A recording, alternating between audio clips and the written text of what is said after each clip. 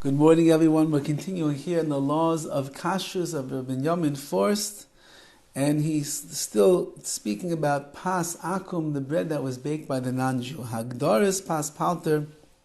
How do you define what is pas palter? What is going to be the baker's bread, the non-Jewish baker's bread, that there are leniencies that a Jew is going to be allowed to eat? Manikra pas palter. What exactly is called pas palter? What is the definition of the baker's bread? Umau pas balabais, and what is the definition of pas balabais, the bread that was baked by a private party?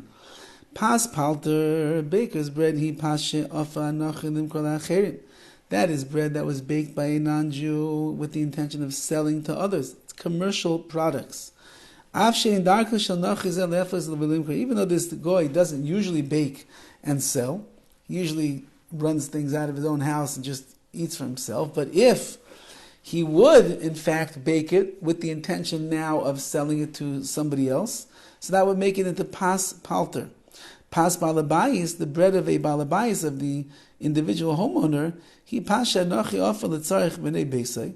That's when he bakes bread for his own house and family.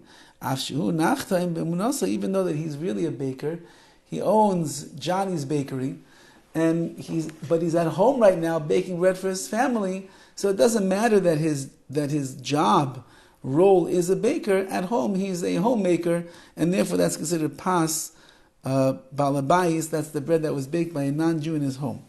Ein din pas akum nikbal lefi misha hapas v'reshuso ata.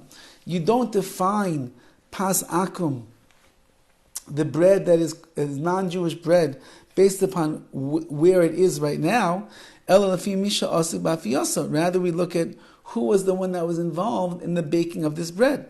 Therefore, if you have a non-Jew who goes to the non-kosher bakery and buys a loaf of bread, and then he gives it to a Yisrael, to a Jew, that is called baker's bread because it was baked in the bakery. So too,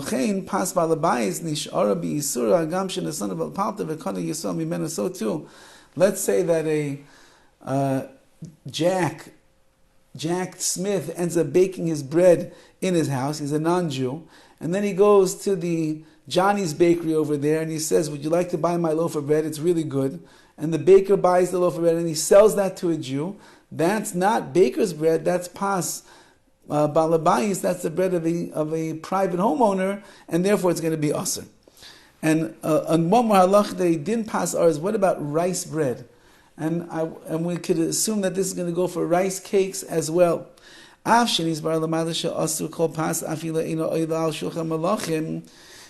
though that we said all bread is not going to be good if it has it's in the category of pas akum, of the non-Jewish bread.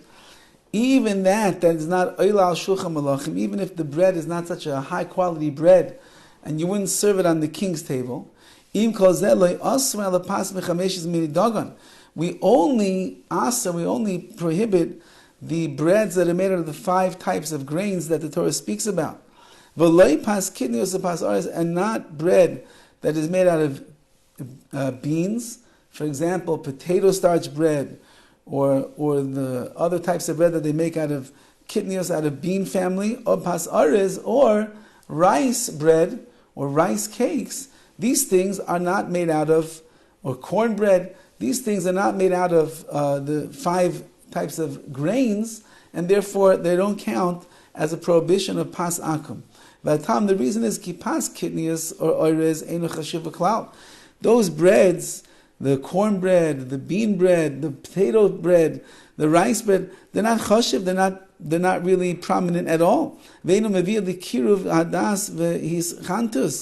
whole concern that we have is that if you get a nice loaf of bread from a non-Jew, you're going to be grateful to him, it's going to get you close to them, there's going to be more social interaction, maybe you can come to marry them.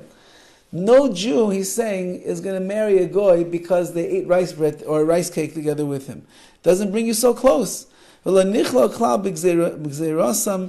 never included in the gezerah, in the decree, that the Rabbanim, that the Chachamim made when they decreed Pas Akum, the non-Jewish bread. V'gam ein ba isa bishul akum. So too you should know there's no prohibition of bishul akum, of cooking of of food that was cooked by a non-Jew, because these things are not chashiv, they're not very prominent types of food. They're not things that you'd put on the president's table, the king's table, and therefore, since they're not chashiv, they're not really so valuable. So therefore, there's no issa of bishul akum either.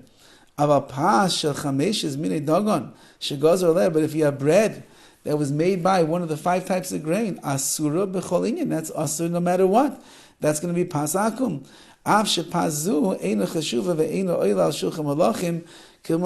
Even if that bread is not such a high quality bread, and the president would not put that kind of bread on his table, nevertheless, that is the prohibition of pas akum, and therefore you would not be allowed to eat that.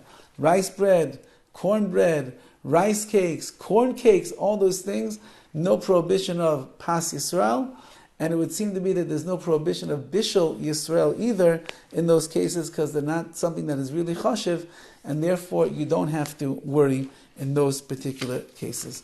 Have a wonderful day.